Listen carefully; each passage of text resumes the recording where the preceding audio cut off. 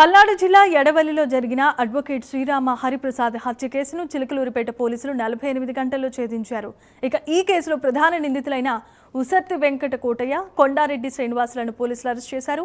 వారి వద్ద నుంచి ఒక ఇనుప రాడ్డు, బైకు, సెల్ ఫోన్లు స్వాధీనం చేసుకున్నారు పోలీసులు. మృతుడు హరిప్రసాద్ మార్కాపురం బార్ అసోసియేషన్లో అడ్వకేట్గా పనిచేస్తున్నారు. నర్సాపేట సబ్ డివిజన్ పరిధిలో చిల్లూరుపేట రూరల్ పరిధిలో ముఖ్యంగా ఈ కోటప్పటి నుంచి వచ్చే రూట్లో ఈటీ జంక్షన్ దగ్గరగా మొన్న నైటు ఈ అడ్వకేటు పేరు వచ్చేసి శ్రీరామ హరిప్రసాద్, ఇతను మార్కాపురం బార్లో అడ్వకేట్గా రికార్డ్ అయి ఉన్నాడు. అడ్వకేట్గా ప్రాక్టీస్ కూడా చేస్తున్నాడు.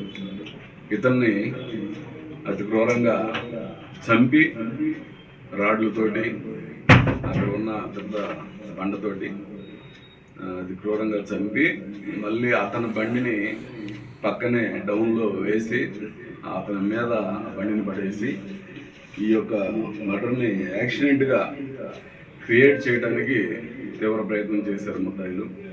ఇందులో భాగంగా సమాచారం అందుకున్న వెంటనే మా రూరల్ ఎస్ఐ అనిల్ మరియు వెంటనే సమాచారం మేరకు వారి సిఐ సుబ్బానాయుడు వెంటనే రంగంలోకి దిగి క్లూస్ టీమ్ని పిలిపించడం, ఫోరెన్సిక్ ఎక్స్పర్ట్స్ని పిలిపించడం, అలాగే ఆ యొక్క ఎందుకంటే మాకు చూడగానే అనుమానం వచ్చింది, ఇది చంపి కావాలని యాక్సిడెంట్గా క్రియేట్ చేస్తున్నారని స్పాట్ నుంచే మా సిఐ గారు చెప్పారు నాకు.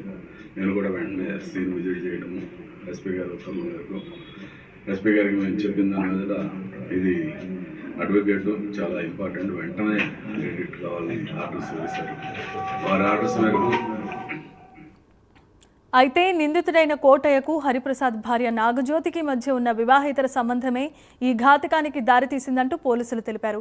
తన స్నేహితుడు శ్రీనివాసరావు సహాయంతో హరిప్రసాద్ను నరసరావుపేటకు పిలిపించి మద్యాన్ని సేవించిన అనంతరం ఎడవెల్లి వద్ద నిర్మానుష్యమైన ప్రాంతంలో ఇనుపరాడ్డుతో తలపై కొట్టి కోటయ్య అతి కిరాతకంగా చంపాడని చెప్పారు. ఆపై ప్రమాదంగా చిత్రీకరించేందుకు మృతదేహంపై స్కూటీని నెట్టేసి నిందితులు పరారయ్యారని పేర్కొన్నారు.